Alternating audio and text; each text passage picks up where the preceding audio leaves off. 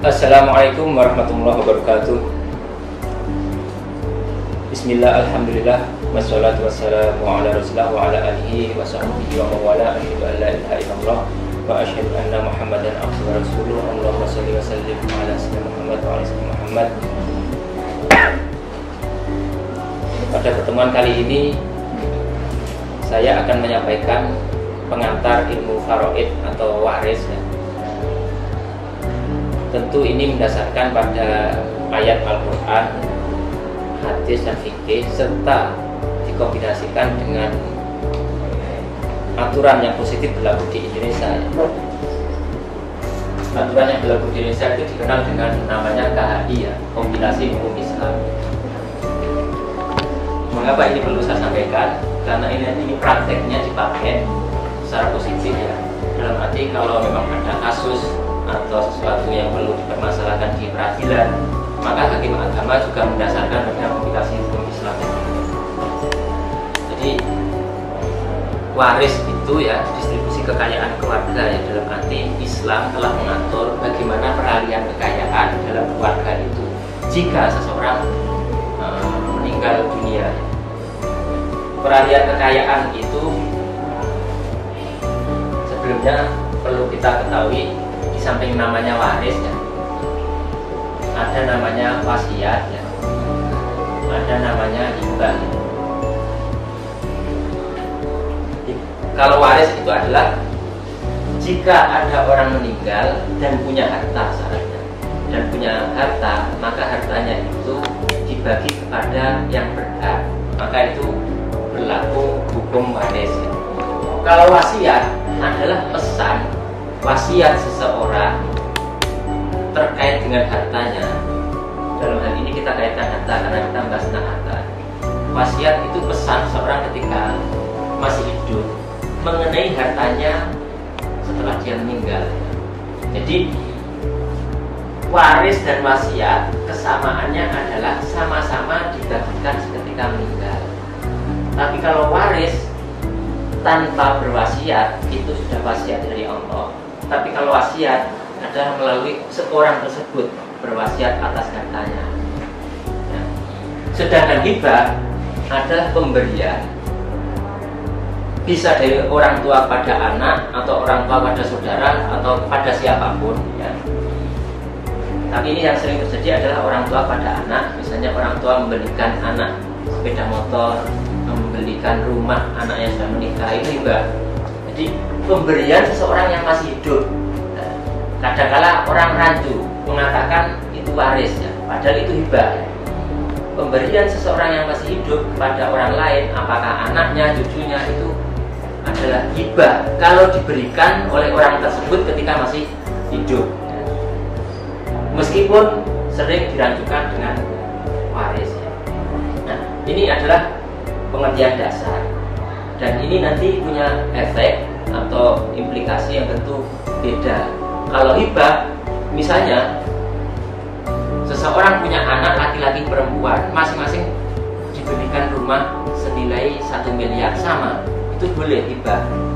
Tapi kalau waris tentu sesuai dengan ketentuan Allah, ada aturannya sendiri, tidak harus sama, adil tidak harus sama. Jadi gitu. Waris ini adalah di antara sedikit hukum Allah yang diterangkan secara rinci di dalam Al-Quran. Khususnya intinya adalah di surat An-Nisa ayat 11, An-Nisa ayat 12, dan An-Nisa ayat 176. Itu adalah aturan waris yang sangat detail. Beda dengan aturan mengenai zakat, haji, sholat, bahkan itu tidak sedetail masalah aturan waris. Jadi perhatian Allah terhadap distribusi kekayaan keluarga ketika seseorang meninggal itu besarnya sampai aturannya sangat detail. Salah satu hikmahnya agar orang tersebut punya pegangan baku, tidak mudah bertengkar gara-gara warisan. Wong sudah ada aturan jelas saja bisa jadi gara-gara waris itu saat sesama saudara bertengkar. Jadi itu waris aturannya sangat detail di dalam Al-Quran. Secara garis besar para ahli waris ya itu ada disebut ashabul furud ya, atau zabil furud.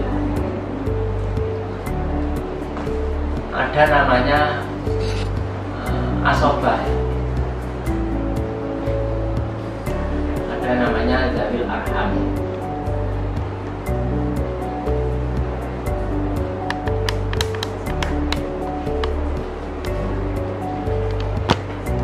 Ashabul furud atau asobah itu nama-namanya sudah ada secara jelas di surat An-Nisa ayat 11, 176, ayat 11, 12 dan 176 ya. Jadi siapa yang mendapat bagiannya? Intinya kalau ashabul furud itu bagiannya jelas, 1/8 atau 1/4 atau 1/3 atau 2/3 atau setengah atau 2/3 itu jelas. Kalau asobah itu sisa ya. Meskipun istilahnya kelihatan sisa, tapi asobah itu biasanya dapat bagian lebih besar dibanding ashabul furud. Dan asobah itu biasanya dari laki-laki. Memang perempuan bisa, anak perempuan bisa menjadi asobah kalau dia ada anak laki-laki. Tapi kalau perempuan saja, misalnya punya anak tunggal perempuan, maka dia tidak menjadi asobah. Dia hanya sebagai ashabul furud, bagiannya setengah. Kalau dari arham ada mereka yang tidak masuk semua karena ada hubungan saudara saja, mungkin dari garis ibu ya. Jadi cucu laki-laki dari anak perempuan, pokoknya dari garis perempuan itu dari arham. Bagian masing-masing ini sudah diterangkan sangat jelas dalam syariat ya. Tadi saya juga menyampaikan ada KHI ya, kompilasi hukum Islam. Mengapa KHI ini penting juga saya sampaikan? Karena di kita hukum positif yang berlaku adalah juga KHI ini. Yang ini juga menjadi acuan hakim-hakim di peradilan agama. Beberapa hal yang perlu saya sampaikan di sini terkait dengan KHI adalah di KHI itu ada aturan namanya wasiat wajibah ya.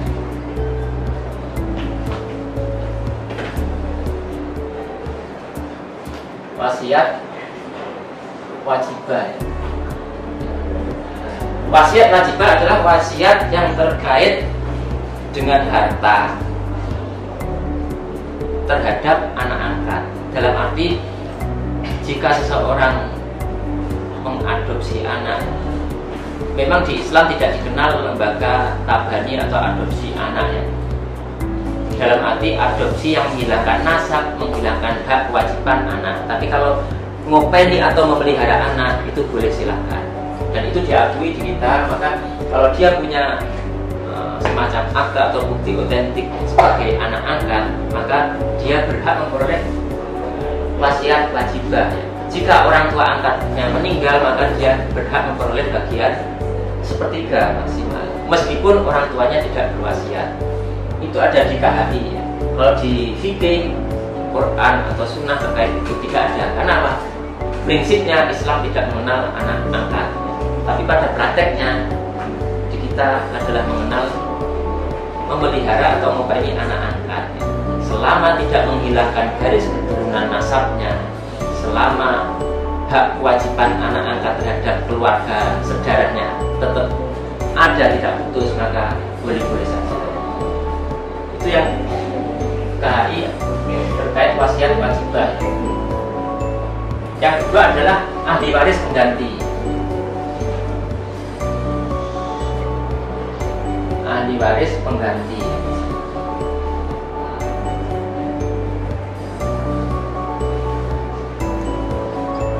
Ahli waris pengganti maksudnya adalah seseorang yang menggantikan, yang levelnya lebih dekat karena orang yang digantikan meninggal lebih dulu. Contohnya gini ya, A